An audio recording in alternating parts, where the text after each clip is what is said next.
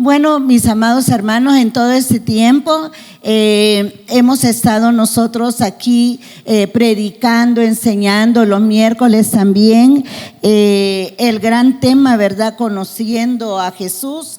Y nosotros el anhelo que tenemos es que después de que vayamos avanzando y terminando todo este tema, quedemos más entusiasmados de querer seguir conociendo a Jesús. Eso nunca quizás vamos a llegar a decir, ya lo conocí completamente, porque siempre hay cosas nuevas de las cuales nosotros podemos aprender. Y pues todos esos domingos hemos estado predicando en diferentes temas sobre esto de conocer a Jesús, y ahora a mí me toca compartir con ustedes el tema lo mejor está por venir. Así que yo quisiera que usted le diga a la persona que está a la par, lo mejor está por venir.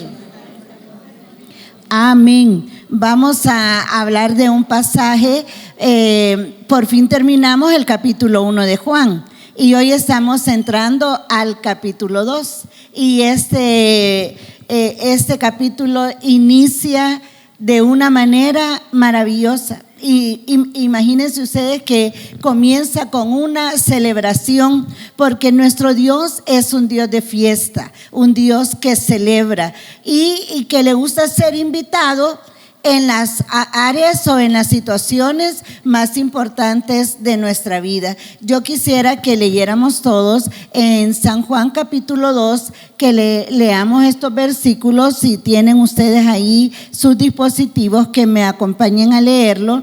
Dice este pasaje: al tercer día se hicieron unas bodas en Caná de Galilea, y estaba ahí la madre de Jesús, y fueron también invitados a las bodas Jesús y sus discípulos. Y faltando el vino, la madre de Jesús le dijo: no tienen vino. Jesús le dijo: ¿qué tienes conmigo, mujer? Aún no ha venido mi hora. Su madre dijo a los que servían: haced todo lo que os dijere. Y estaban ahí 6 tinajas de piedra para agua, conforme al rito de la purificación de los judíos, en cada una de las cuales cabían 2 o 3 cántaros. Jesús les dijo: llenad estas tinajas de agua. Y las llenaron hasta arriba. Entonces les dijo: sacad ahora y llevadlo al maestresala. Y se lo llevaron. Y cuando el maestresala probó el agua hecha vino, sin saber él de dónde era, aunque lo sabían los sirvientes que habían sacado el agua, llamó al esposo y le dijo: todo hombre sirve primero el buen vino, y cuando ya han bebido mucho, entonces el inferior, mas tú has reservado el buen vino hasta ahora.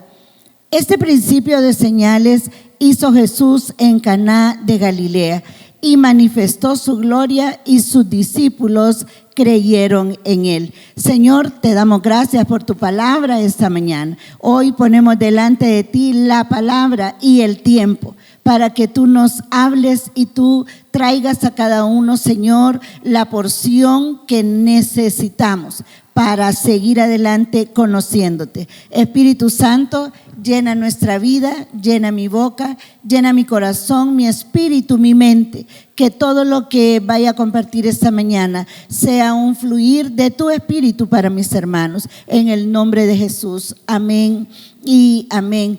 ¿Qué quisiera comenzar diciendo yo en esta hora? Fíjense, hermanos, que hay diferentes estudios, opiniones. ¿Por qué este capítulo comienza diciendo al tercer día? No sé si ustedes se han fijado que comienza de esa manera. Y la pregunta que muchas veces viene para nosotros es: ¿y cuál fue el segundo día? ¿Y cuál fue el primer día? Y resulta que en todo lo que hemos estado nosotros estudiando del capítulo 1 de Juan, hemos visto que hubo cosas muy significativas en estos acontecimientos, más bien, que ocurrieron antes de que llegara este acontecimiento, que eran unas bodas que se estaban dando en Caná.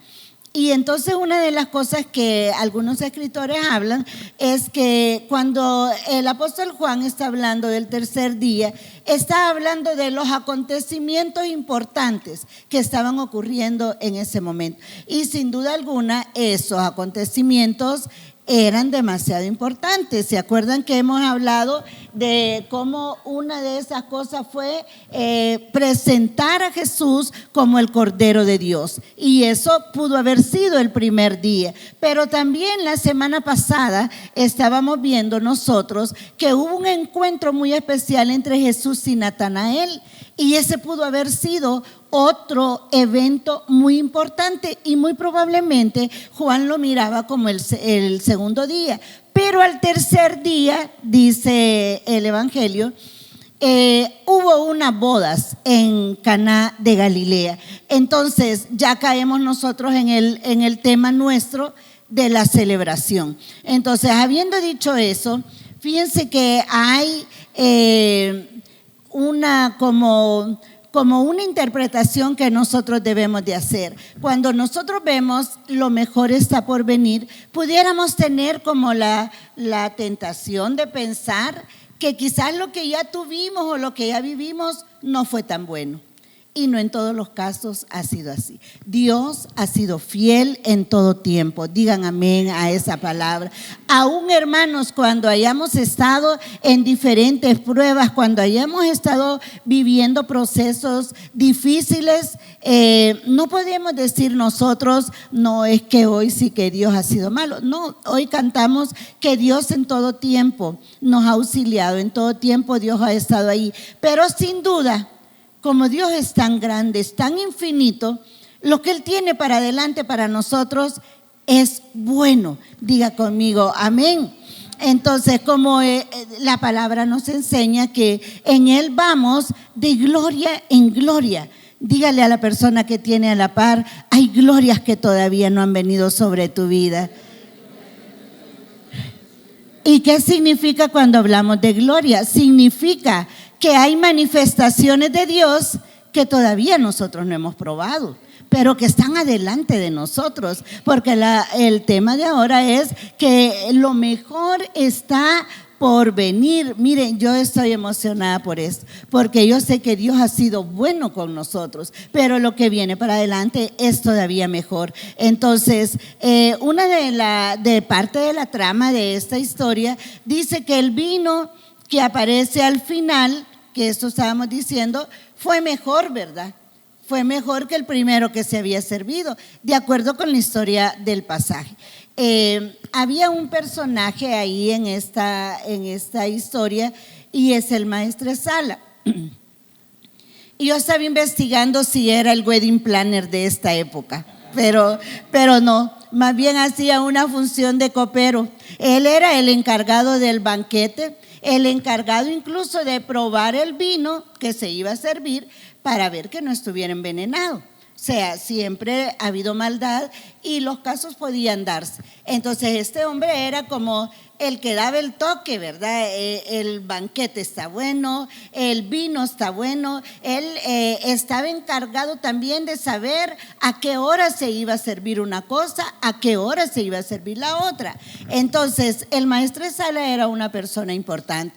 ¿Qué otras personas importantes había? Bueno, los novios, ¿verdad? En una boda, lo más importante son los novios, ¿verdad? Si no hay novios no hay boda. Ellos eran los más importantes en este pasaje. Todo eso era el escenario. ¿Quién es más? La familia del novio, ¿verdad? Y la familia de la novia, obviamente ellos eran protagonistas también. Pero algo bien interesante es que dice que a Jesús lo habían invitado. Miren, esto, hermanos, debe de romper paradigmas en nosotros, porque a veces nosotros hemos creído que como que Jesús no puede ir a muchas partes con nosotros, pero estos novios habían invitado a Jesús y no lo invitaron solo, lo invitaron con todos sus discípulos. O sea que aunque Jesús tenía alguna fama de que era comelón, ¿verdad? Y bebedor, estos novios lo habían invitado y Jesús estaba ahí Entonces eso es parte de lo que estaba. Entonces los discípulos eran protagonistas también en esta historia, pero también estaba la mamá de Jesús. En la serie de Chosen aparece como que están medio emparentados, ¿verdad? Jesús y los novios, pero ahí estaba la mamá. Y la mamá estaba ahí disfrutando de la fiesta. Pero yo les quiero decir esta mañana que aunque estaban todos ellos y todos los invitados, aquí el protagonista fue Jesús. Digan conmigo, de acuerdo, pastora, dígame. Él fue el protagonista de todo. Porque ahí no hubiera habido milagro de las bodas si Jesús no hubiera estado ahí. Entonces, ese es el contexto de lo que estamos viendo aquí.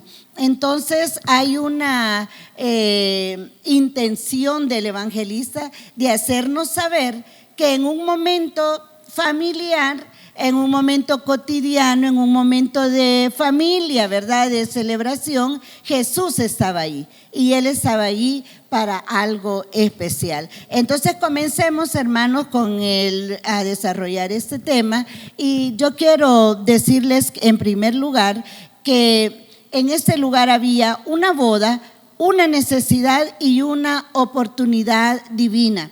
Había una situación. Cada vez que Jesús iba a manifestar su poder, una manifestación que saliera de Él, pues había un evento, ¿verdad? Si iba a ser una sanidad, pues se prestaban las condiciones. Si iba a ser un momento de transformación, como lo que ocurrió con Zaqueo, se creaban las condiciones. Pero aquí el escenario era una boda, o sea, había alegría. En otras condiciones había tristeza. Por ejemplo, cuando la Escritura nos habla que iba un entierro, ¿verdad?, un funeral, y una mujer que era viuda y tenía un hijo, y su hijo se había muerto. Entonces el escenario ahí era de tristeza, era de luto, era de duelo, porque esta mujer ya no solo iba a perder su hijo, sino que ya había quedado en viudez. Entonces, pero Jesús intervino y la condición cambió. En el caso de los enfermos, ante un ciego, un paralítico o un endemoniado, las condiciones eran diferentes de enfermedad, de tristeza, de dolor. Y una historia que a mí me impacta mucho es la de la mujer que estaba encorvada por 18 años, el dolor que esta mujer podía haber experimentado por tanto tiempo. Pero ahí hubo una intervención de parte de Jesús. Pero en este caso no había tristeza. Diga conmigo, no había tristeza. Hasta ese momento no había tristeza, o sea, era una fiesta y todos habían llegado a celebrar. Entonces, ¿qué podemos decir de este punto, hermanos? Que Jesús está en esos momentos que son duros, que son difíciles, pero también está en los momentos de alegría, cuando estamos celebrando, y Él está celebrando con nosotros. Qué bonito es pensar que los mejores momentos que hemos vivido, que hemos estado alegres, felices, Jesús ha estado ahí, porque Él está siempre presente donde quiera que sus hijos están. Entonces comienza diciendo, como decíamos, al tercer día. Y yo quisiera que observemos esto, que Jesús, hermanos, ya estaba presente en la boda antes de que surgiera cualquier problema. ¿Y cuál era el problema que había en la boda? Si todos estaban alegres, todos habían llegado a la boda, ¿cuál era el problema que había?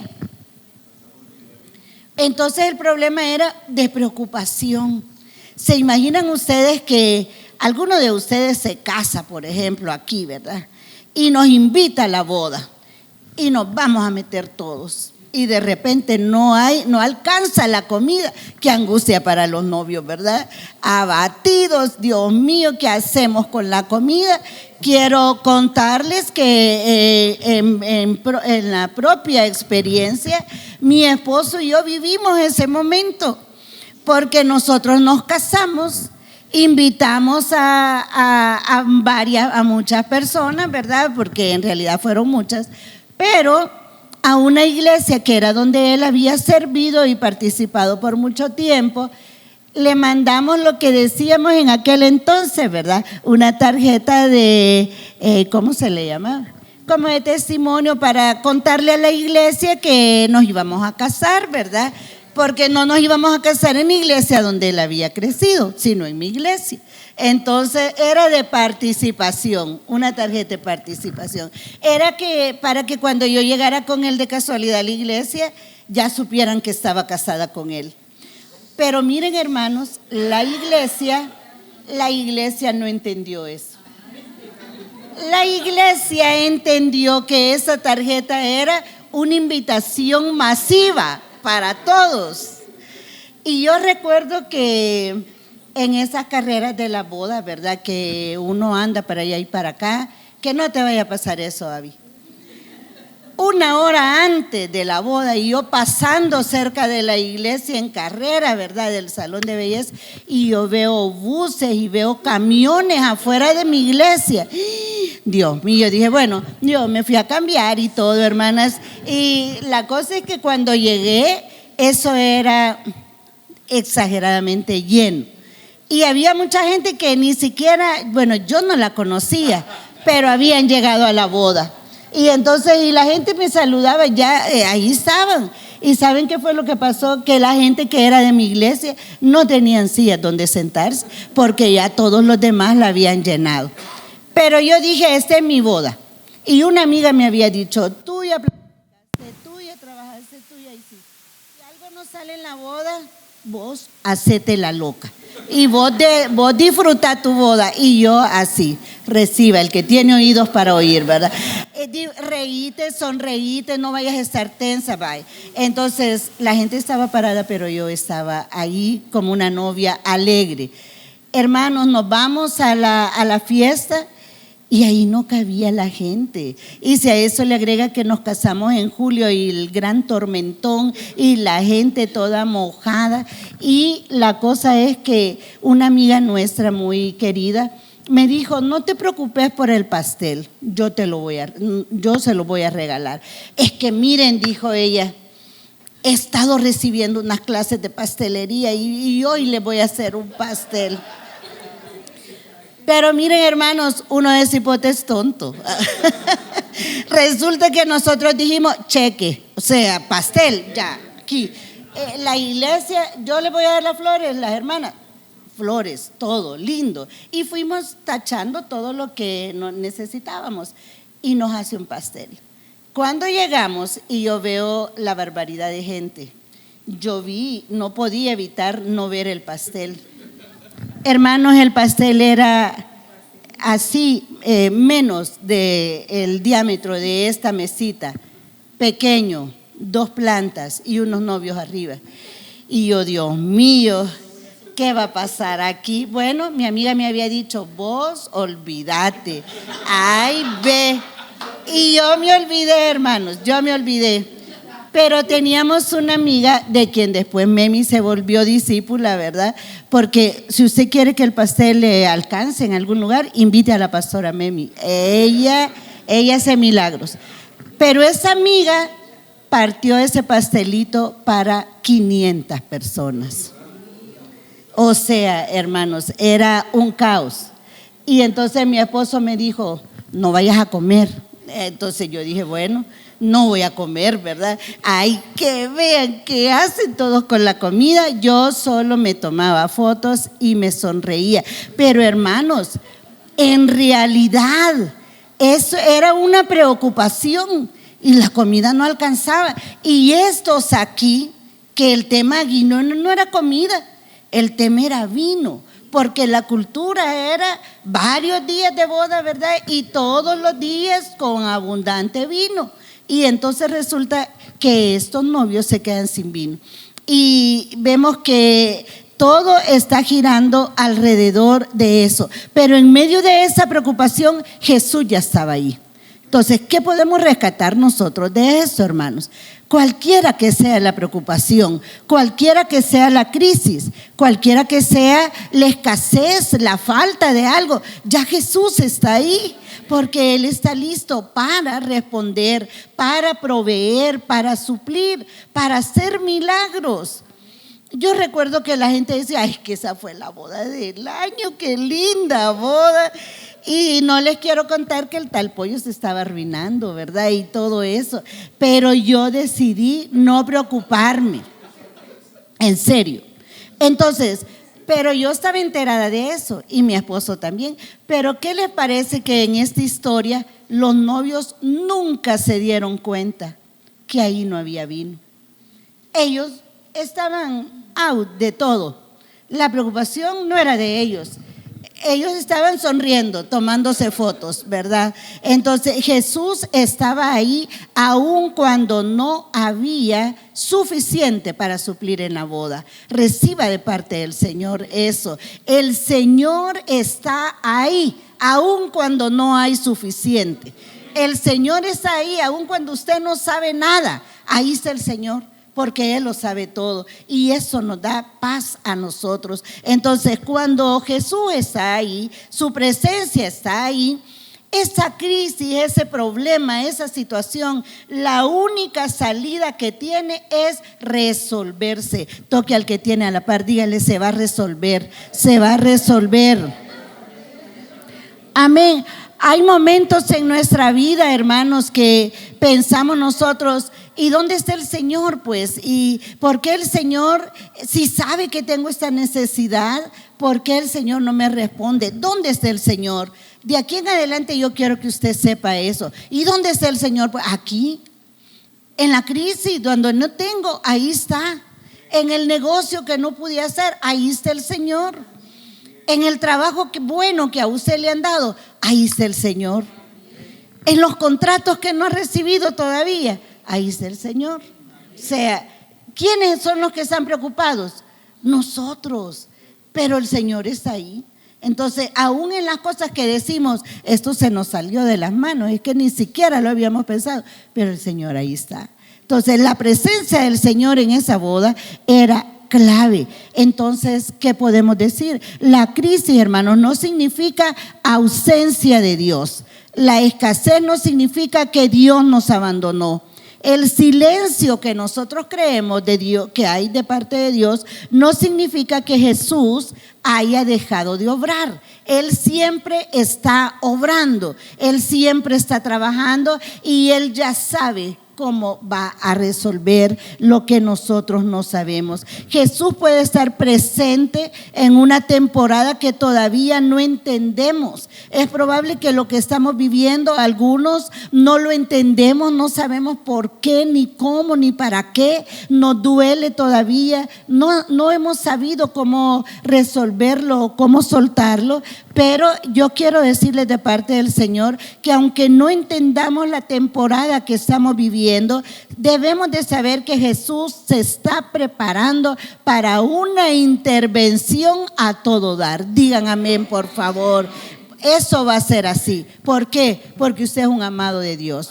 Porque nunca el Señor le ha fallado. Y esta mañana nosotros exaltamos al Dios que es fiel. Amén. Entonces usted va a decir: yo ese día no sabía cómo iba a ser, pero Jesús estaba ahí y Él sí sabía cómo. Número 2, hermano, Jesús, como decíamos hace un rato, Él es el personaje central de toda esta historia. Mire, María tuvo una participación importante, como la tenemos todas las mamás. Digan amén, mamás. Esa mamá estaba pendiente. En ningún momento María olvidó cuál era la misión de Jesús. Y yo personalmente decía: ay, qué palabra más fuerte de Jesús, ¿verdad? De contestarle hacia la mamá. Pero ella estaba pendiente de la situación y aunque su situación aquí era importante, yo quiero decirles que lo más importante en esta reunión era lo que Jesús sabía, que estaba conectado con el propósito de Él. Eso era lo más importante. Ahora, el apóstol Juan explica al final de toda esta historia, este principio de señales hizo Jesús en Caná de Galilea y manifestó su gloria y sus discípulos creyeron en Él. Este milagro, hermanos, se dice que fue el primer milagro. Entonces, pero en sí, el meollo no era el milagro. El meollo era el principio de señales. Y el principio de señales radicaba en Jesús. Significaba que ahora comenzaba a correr el propósito por el cual Jesús, siendo Dios, estaba siendo hecho hombre en medio de todos los que le rodeaban. Entonces, esto es bien importante que nosotros lo sepamos. El tema señales es clave en el Evangelio de Juan. Y Juan no le llama simplemente milagros a esto, sino que le llama señales porque eso apunta a algo. Todo en la vida de Jesús, Juan lo presenta que eran señales. Esa fue la primera señal, pero cuando está en la última cena, también esa es una señal de que el fin está cerca. Cuando viene la mujer y lo unge, esa era otra señal, porque eso lo estaba preparando a él para la sepultura. Entonces, todo lo que nosotros vemos en el Evangelio de Juan, el apóstol le llama señales, aunque definitivamente fue un milagro. Entonces, hermanos, el milagro de Caná de Galilea apunta hacia quién es Jesús, qué era lo que portaba Jesús y que todavía no se había manifestado. Por eso él le dice: que tienes conmigo, mujer, todavía no ha llegado mi hora. O sea, pero eso no quería decir que era que no se había activado en él el poder. Él estaba activado y estaba empoderado, ¿verdad? Con todo, él te podía hacer todas las cosas. Entonces, el propósito principal no era solo resolver el problema del vino, era manifestar su gloria. Y entonces, por eso, hermanos, el tema de esta mañana es: lo mejor está por venir. Y no debemos creer nosotros que Dios, cuando hablamos lo mejor está por venir, que nuestro pensamiento se vaya solo a lo material. Lo mejor está por venir, pues quizás una casa mejor viene para mí. Lo mejor está por venir, quizás el Señor me va a dar un carro mejor que el que tengo ahora. Lo mejor está por venir. Si el Señor me permitió ir a un país o a Estados Unidos, quizás el Señor me va a mandar a Europa. Y yo no creo que Dios no lo pueda hacer. Yo creo que Dios es poderoso para poner su gracia en cada uno de nosotros, en darnos favor, en abrir las puertas. Pero lo mejor está por venir también quiere decir que por venir, lo que está por delante es conocer mucho más quién es Él, de qué es capaz el Señor. Cuando usted y yo entendemos quién es Él y lo que puede hacer, usted se va a mantener firme y estable en la roca que es Cristo. Aunque las cosas no estén bien, si usted conoce a Jesús, usted va a estar bien. Lo mejor va a estar por venir, porque usted no va a estar anclado como lo hacía antes, sino que usted conoce ahora en quién ha creído, porque Jesús es su Señor. Amén, hermanos. Entonces, eso es una verdad poderosa, pero a nosotros nos gusta más que nos digan: mira, es que yo te veo, te siento, te oigo. Y nosotros, hermanos, a veces proféticamente lo hemos oído, sentido y visto, pero no solo se trata de eso. Se trata de que nosotros conozcamos al Señor, que crezcamos en nuestra relación con el Señor. O sea, yo no puedo esperar eso mejor por venir si yo no sé ni quién me lo ha dado, ¿verdad? Entonces debemos de ser congruentes. Mi relación, mi caminar con el Señor, mi confianza en Él, entonces lo mejor definitivamente va a estar por venir. Dios no solo nos dará cosas materiales buenas, Él se revelará a nosotros de manera más profunda. Veamos ahora, hermanos, en el siguiente punto: cuando se acaba el vino. ¿Qué hacemos nosotros cuando se acaba? Cuando se acaba el vino es como llegar al final de una temporada. Mire, yo tuve una vez una experiencia difícil, hermanos, porque yo estaba en un momento de servicio, un momento de la temporada de los retiros espirituales y eso. Y hay momentos que el Señor pone un sentir en el corazón, nos da una palabra, y aunque a veces arde nuestro corazón por decirle, a veces no, porque lo que el Señor nos está diciendo a veces es muy fuerte. Y estábamos orando con los pastores, los líderes que estábamos en retiro, Y el Señor me dice en ese momento, dile, que le dijera al pastor, el que dirigía toda la organización, dile que se acabó el vino. Yo no quería decirle eso, hermanos. Yo quería decirle que iba a haber vino nuevo, ¿verdad? Pero me dice, dile que se acabó el vino. Y nosotros hemos aprendido en el entrenamiento profético que recibimos un pensamiento del Señor, pero que hay un protocolo, ¿verdad? Que si hay cosas que van a generar un problema en medio de todos, esas son cosas que le decimos personalmente a la gente. Y yo me acerqué con mucho respeto, ¿verdad? Y le dije, pastor, no quiero decirle esa palabra, pero el Señor me dice que le diga que se acabó el vino. Y yo no sé si eso tiene sentido para usted. Y comenzó a llorar y a llorar, no se levantó de ahí. Él sabía de que el Señor le estaba hablando. Es que miren, hermano, Dios está ahí, no solo para resolver. Dios está ahí porque nos conoce a nosotros. Dios sabe, hermanos, dónde nos aprieta más el zapato, y Él está ahí, Él conoce el corazón. Y yo me acuerdo que después de eso, como que se acabó esa temporada. O sea, el vino se acabó no solo para él, se acabó para muchos, pero él era cabeza en ese momento. Entonces, cuando se acaba el vino, quiere decir que hay una temporada que está llegando a su límite, que se está terminando. Dice el versículo 3, y faltando el vino, la madre de Jesús le dijo, no tienen vino. Quiere decir, hermanos, que la crisis es expresada a través de esa pequeña frase, no tienen vino. María no se acercó a decirle no quieren o cualquier cosa, sino que se terminó. Mira, ¿qué podemos hacer? Cuando hay una temporada que está llegando a su límite, cosas que podemos sentir es, se acabaron las fuerzas, ya no queremos seguir luchando por esto. Aunque esta es una boda, yo quiero decirles que muchas veces estas son condiciones de los matrimonios. Ya no hay fuerza para seguir peleando, ni sosteniendo, ni intentándolo. Está al final de una temporada. Se termina la creatividad. Si pensamos nosotros en un negocio o algo, es que ya no hay nada más que hacer. Ya lo probamos todo, entonces ya no hay nada más, ya no hay creatividad.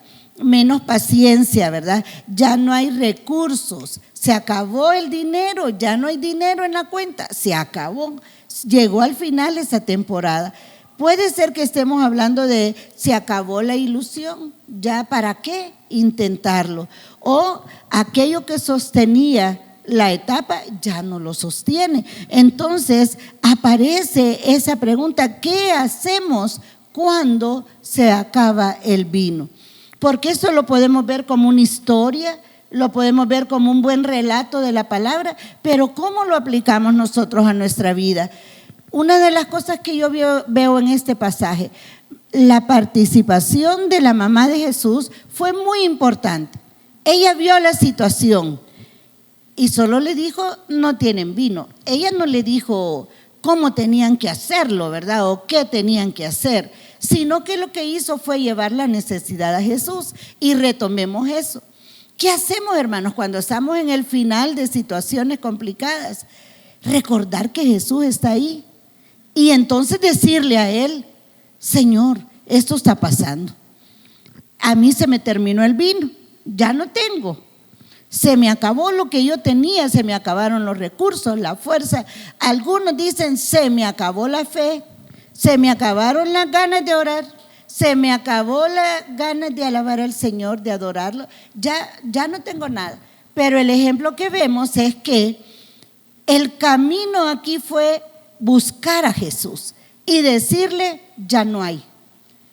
Y eso yo creo que lo podemos retomar nosotros, en cualquiera que sea la situación. Buscarlo y decirle a Él cuál es la necesidad, llevar la necesidad delante de Él. Mire, María, hermanos, no intentó producir el vino porque simplemente no podía. Hay cosas que nosotros no vamos a poder hacer para resolver. No organiza una estrategia humana. ¿Y qué significa eso? que María no se puso abatida a llamar a pedido, ya, ¿verdad? Miren, nos quedamos sin vino, mándeme unas cuantas botellas, porque aquí no hay vino. No hubiera podido llegar pedido ya con la cantidad de vino que se necesitaba en ese lugar. El pedido excedía la capacidad. Fíjense que dice el pasaje que ahí habían 6 tinajas de la purificación. Las tinajas estaban vacías. Digan conmigo, estaban vacías. Ahora, cada tinaja se calcula, según la traducción del lenguaje actual, se calcula que cada tinaja contenía 100 litros. Quiere decir que en esa boda lo que hacía falta era un total de 600 litros de vino. ¿Creen ustedes que alguna moto lo podía llevar eso? No, no se podía. No había capacidad ni que barrieran los supermercados y todo. Para eso no había capacidad. Ahora, en esta situación, como solo se está dando cuenta María y los servidores, ¿verdad? Y Jesús, aquí no hay culpables. Aquí nos estaba diciendo, y estos novios que no pensaron que se iba a acabar el vino. No, aquí no había culpables. Eran poquitos los que estaban enterados de esa situación. Pero ella sí sabía a quién recurrir.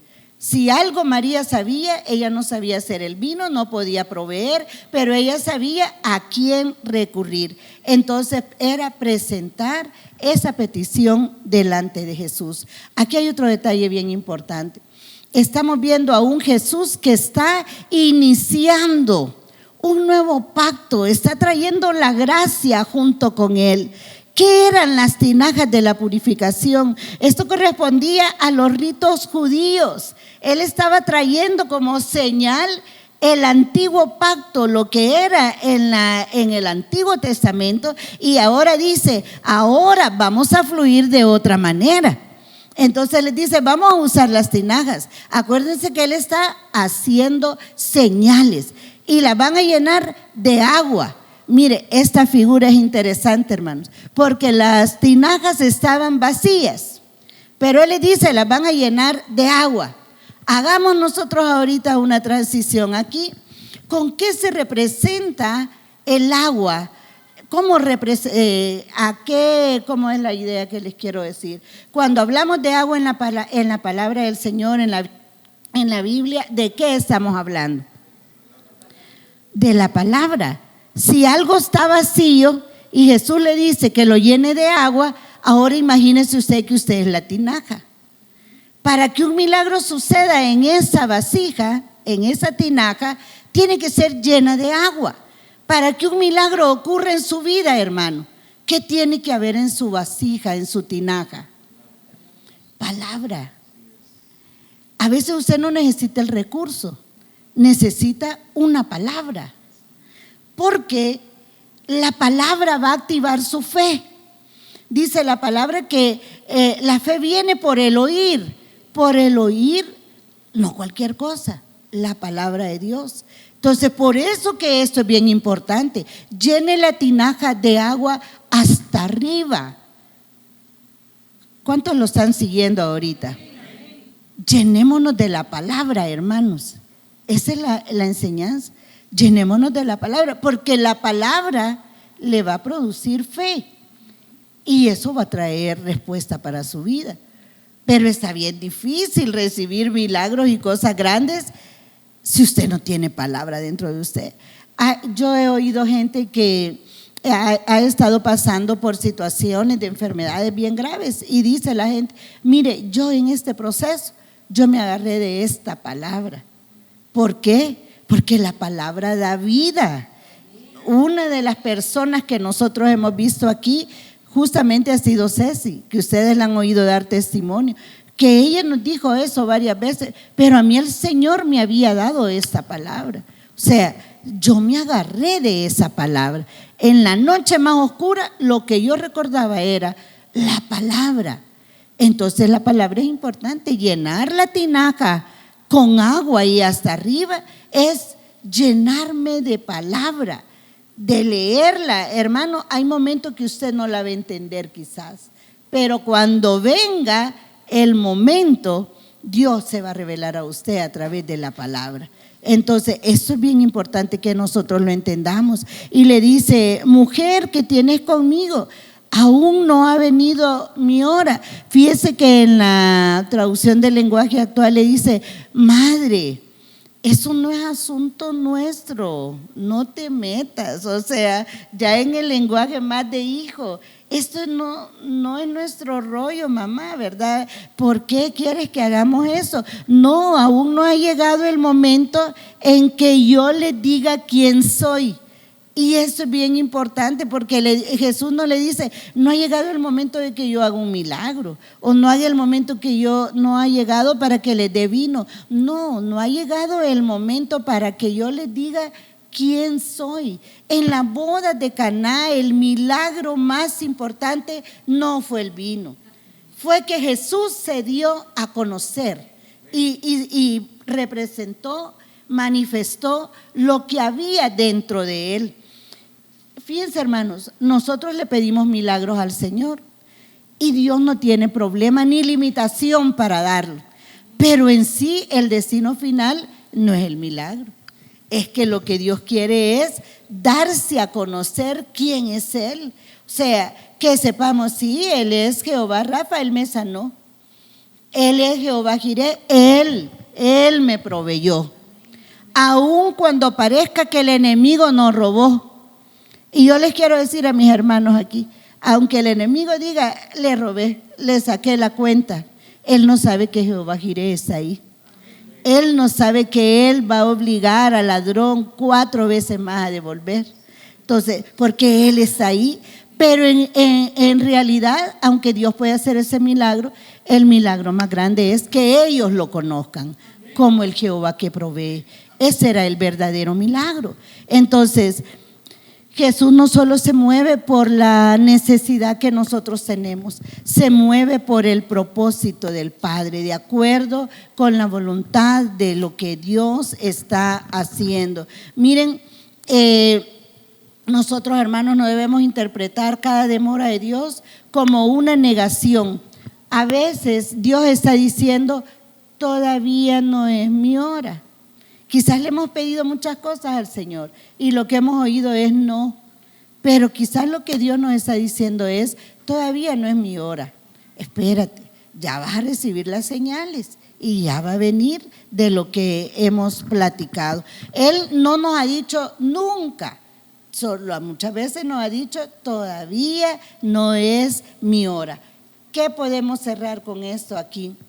Que Dios, hermanos, tiene un tiempo establecido para manifestar su poder y su respuesta. Yo quiero que usted le diga a su hermano que está a la par, dígale: este día el Señor te dice: no ha llegado la hora, pero estás a punto de que ese momento llegue a tu vida, porque yo estoy obrando, yo estoy actuando, yo estoy ahí en tu situación, yo estoy resolviendo, estoy poniendo las condiciones, estoy poniendo una nueva fecha. Aunque te hayan dicho que era final de año, yo la estoy moviendo para el finales de este mes. Dígale: yo estoy actuando en tu vida. Eso te dice el Señor esta mañana. ¿Cuántos le pueden dar un aplauso al Señor? Amén. Mire, hay cosas que nosotros, este pasaje es demasiado rico, pero hay cosas que yo les quiero pedir que ustedes vayan y lo lean y lo estudien. Una de las cosas que nosotros podemos aprender de ese comportamiento de María es que hay muchas veces que debemos de estar callados, hermanos, silencio. Porque nosotros somos como así, ¿verdad? Y si le ayudo al Señor aquí, y si le ayudo aquí, y si meto la mano aquí, y si lo hago de esa manera, y si lo hago a mi manera, y entonces ¿qué hacemos? Arruinamos el plan hermoso del Señor. ¿Qué hizo María? No tienen vino y se fue a sentar. Ay, que vea Jesús cómo iba a ser, ¿verdad? A veces nosotros le queremos decir cómo lo tiene que hacer, cuándo lo tiene que hacer, de qué manera, y le damos hasta talla, color, medida y de todo. Dejemos que el Señor se mueva como solo Él lo puede hacer. ¿Qué sabía María? Que en su Hijo, que en ese Jesús que era Dios, había poder para hacer y para hacer. Entonces, hermanos, a veces pues, debemos de estar así, calladitos. ¿Cómo lo vas a hacer, Señor? Es bueno que le digamos, Señor, sorpréndeme, porque te estoy conociendo más, y de la manera que tú lo hagas, eso va a ser lo mejor. Y depositemos esa confianza en el Señor. Las 6 tinajas, hermanos, veamos un poquito de eso. Jesús transforma lo que parece destinado para otra cosa. Miren, el versículo 6 dice que ahí estaban las 6 tinajas de piedra para agua, conforme al rito de la purificación de los judíos, y en cada una de las cuales cabían 2 o 3 cántaros. Ya les conté cuánto se pudiera estimar. Esto es significativo porque, miren esta situación. Llegó el momento, hermanos, que lo único que había era tinajas vacías. Yo no tenía otra copa, pero tinajas vacías. ¿Y qué dice Jesús? Llénenlas hasta arriba. O sea, ¿qué significa esto? Llenarlo hasta arriba. Que rebalse completo. ¿Con qué tiene que ver esto? Con obediencia completa, hermanos. ¿Cómo obedecemos? Completamente, con gozo y a la primera. Y si lo repetimos, completamente, con gozo y a la primera. No le dijo medio llenen las tinajas, llénenlas hasta arriba. O sea, obedezcan hasta arriba, pues completamente. No me ayuden.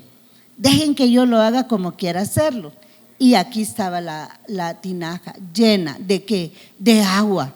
Y luego Jesús le dice, ahora déstenlo a probar al maestresala. Acuérdense que él era el copero. Es que me sirvieron muy poquito, no, hermano. Y se lo llevan, qué delicia. Rico, hermanos.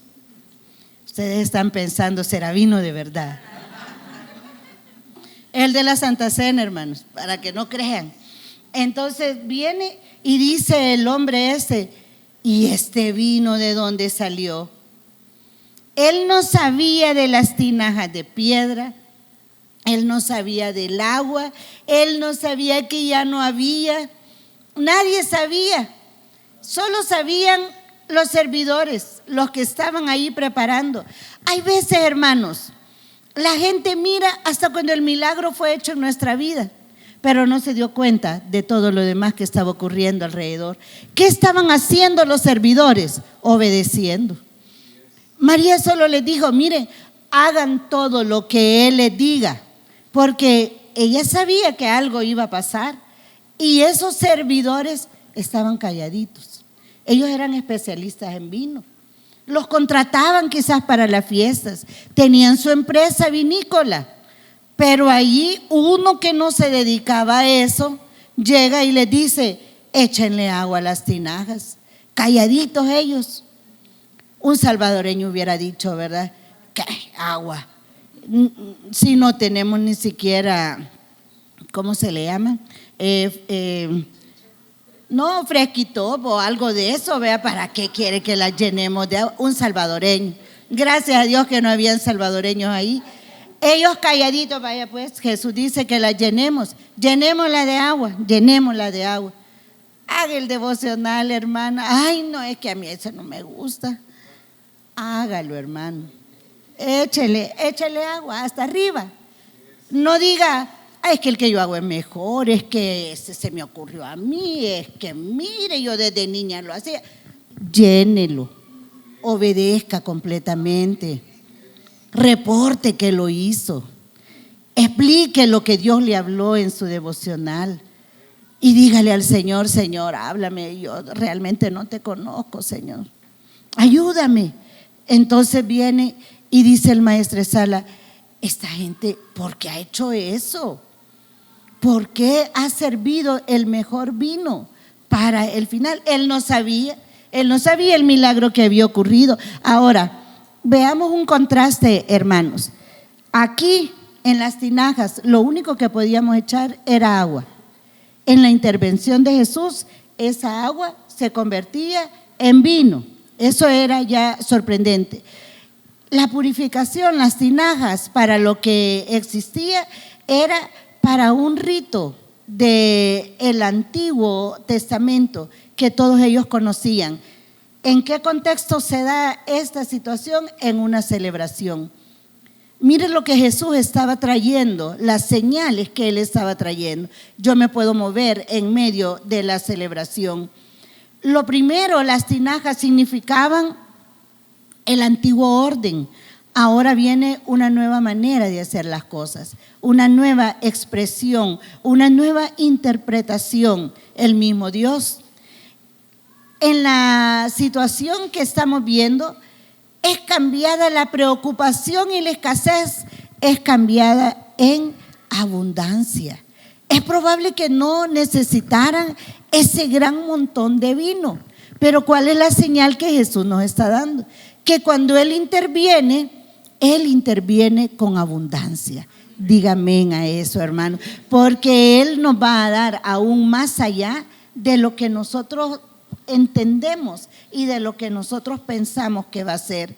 Había primero una necesidad y después de la boda, yo me imagino que les decían: mira, probaste el vino que sirvieron al final. Pero es que no sabes que se acabó el vino. No puede ser que se acabó el vino. No, si ya no había. ¿Y de dónde sacaron ese vino? Jesús lo hizo, y eso se volvió en un testimonio.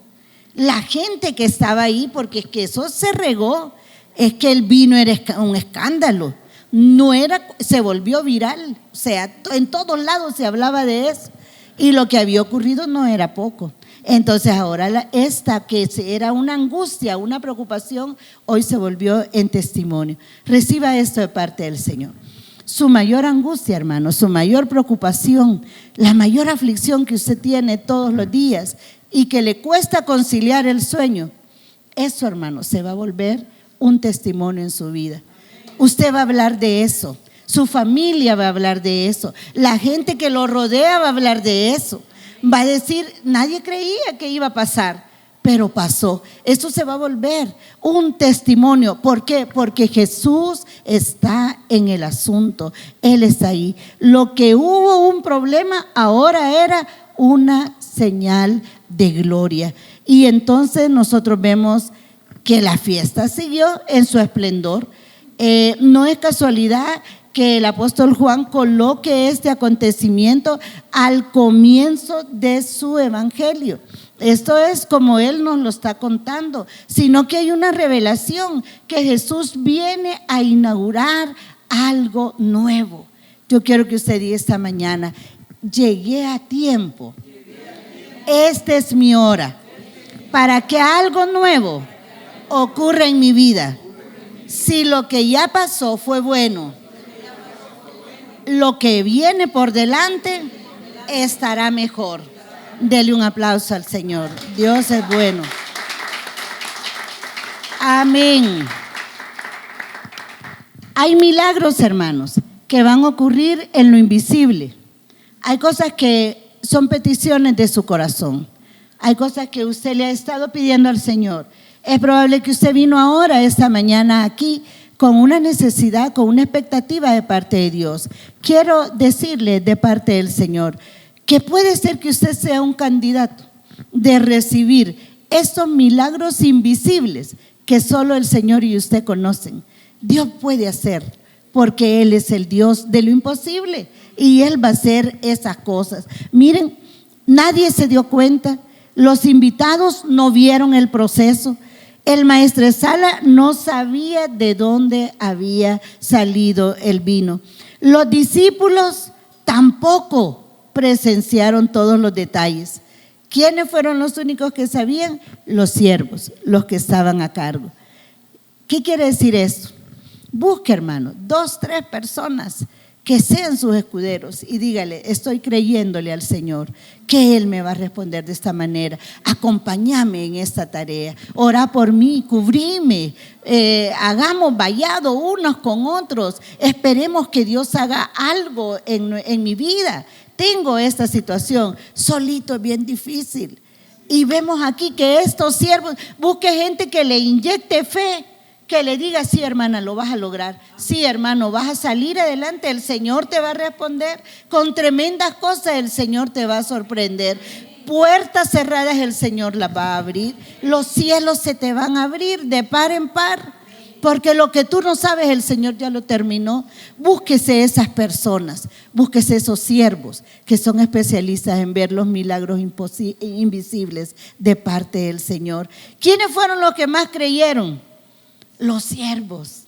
Los discípulos recibieron el testimonio y obviamente creyeron, pero los que estaban ahí, los que obedecieron, los que siguieron las instrucciones, esos de primera mano recibieron la palabra. ¿Cuántos de los que están aquí son los siervos de primera mano, que quieren ver esos milagros de parte del Señor? Dios nos va a permitir, hermanos, ver eso en esta temporada. Y la llave de esto es la obediencia, hermanos. Obediencia en las pequeñas cosas. Seamos agresivos para obedecer. Que digan: ay, ese bien obediente es. Una vez me dijo una hermana: ay, no le enseñen a los niños que obedezcan. ¿Cómo no? Le dije yo: hay que enseñarles. Es que si no, todos van a decir que sí. No, hay que enseñarles a obedecer. Hermanas, si alguien le dice eso a usted, cierre sus oídos. Usted necesita obedecer. Yo necesito obedecer. Llenar la tinaja hasta arriba, porque se obedece completamente, con gozo y a la primera. Amén. Dios es bueno, hermanos. Vamos a darle gracias al Señor por su palabra. Gracias al Señor porque Él es fiel. Gracias al Señor porque lo mejor está por venir. Y gracias al Señor porque somos oidores y hacedores de la palabra. Yo quiero declarar esta mañana que en esta segunda quincena del mes de agosto, que en esta segunda quincena vamos a ver que lo mejor está por venir. Vamos a ver esos milagros de sanidad. Si usted dice: yo arrebato sanidad, levante su mano esta mañana. Vamos a recibir esos milagros de sanidad porque lo mejor está por venir. Si usted está esperando, tiene la expectativa de la provisión del Señor, levante su mano y diga: lo mejor está por venir. Diga: a mí el diablo no me roba. Diga: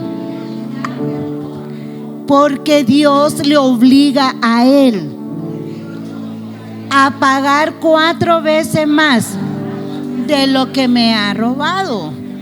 Diga: yo camino en el propósito de Dios. Y diga conmigo: seré sorprendido por la bendición del Señor y seré un testimonio para mi familia y para todos los que me rodean, en el nombre de Jesús. Amén. Miren, hermanos, el vino se acabó, pero Jesús no se acabó. Él vive y permanece para siempre. Ahora, ¿qué más? La provisión terminó, pero la fuente permaneció. Entonces diga conmigo: mi fuente permanece disponible en el nombre de Jesús. Los recursos humanos llegaron al límite, pero el poder de Jesús apenas comenzó a manifestarse. Y por esa palabra nosotros estamos ahora aquí y queremos cerrar declarándole al Señor que no nos vamos a desesperar. Diga: alma mía, no te desesperes. Alaba al Señor en todo tiempo. Con tremendas cosas el Señor te sorprenderá. Amén. Diga: yo confío en que todavía la fuente está abierta para mí. Yo declaro que lo mejor está por venir. Y dígale al que tiene a la par: y todavía no se ha comenzado a manifestar la gloria del Señor. Amados hermanos, lo mejor está por venir para ustedes. Señor los trajo ahora y los convocó para decirles: lo mejor está por venir. Dice el Señor: yo he estado ahí en todo tiempo, en el principio, en el proceso, y seguiré estando. Y lo que yo tengo para ustedes, dice el Señor, es el mejor vino. Eso les dice el Señor esta mañana. Así que nos alegramos de que estén con nosotros este día. Y si usted recibe esa palabra, dele un aplauso al Señor, que lo mejor está por venir. Amén. Padre, te damos gracias en esta hora, porque en ti, Señor, hay un sí y un amén. Lo mejor está por venir, Señor, para nuestras vidas, y lo creemos en fe. Ayúdanos, Señor, esta semana a caminar en obediencia, a escuchar tu voz, a ser dóciles, aunque sepamos hacer las cosas, aunque tengamos experiencia, que aprendamos a obedecer completamente, que podamos ver tu gloria, tu respuesta, Señor, tu cuidado. Padre, yo bendigo a mis hermanos y declaro que todos ellos, Señor, darán testimonio de cómo tú los llevaste a la roca que es más alta que ellos, Señor. Tú los pondrás en alto, serás escudo alrededor de ellos, Señor. Y gracias, Padre, porque los días que vienen por venir, estos próximos 15 días que vienen por venir, caminaremos en la obediencia y veremos tu respuesta, Señor, en el nombre de Jesús. Amén y amén. Alabe al Señor y dele un aplauso, por favor.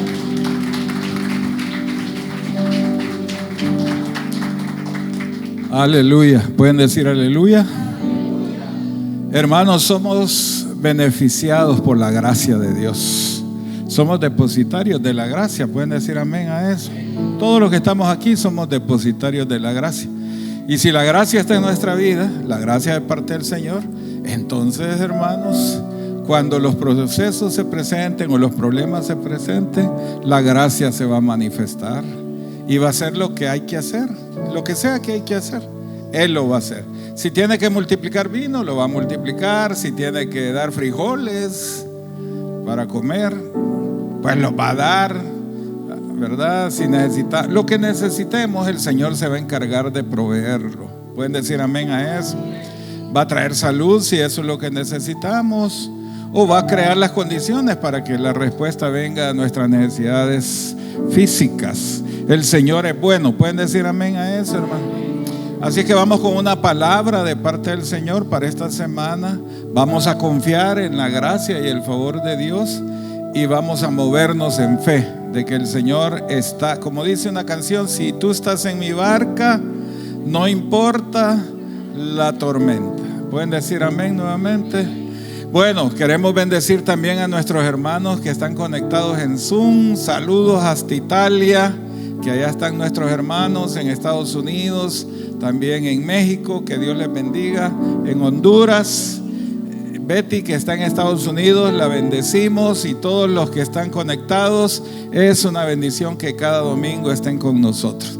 Así es que, hermanos, vamos a terminar. Quiero invitarles que levanten sus manos. Que el Señor te bendiga y te guarde.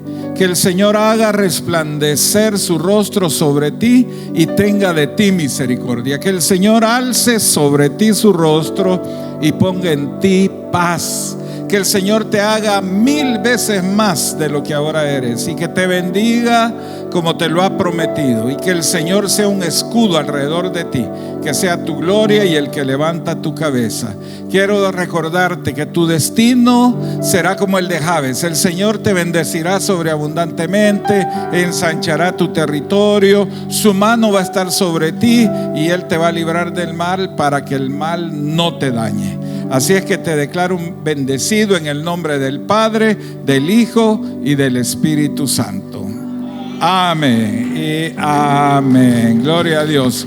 Dios les bendiga, hermanos. Nos vemos el miércoles a las 7 de la noche y el próximo domingo nuevamente a las 10 de la mañana. Que Dios les bendiga.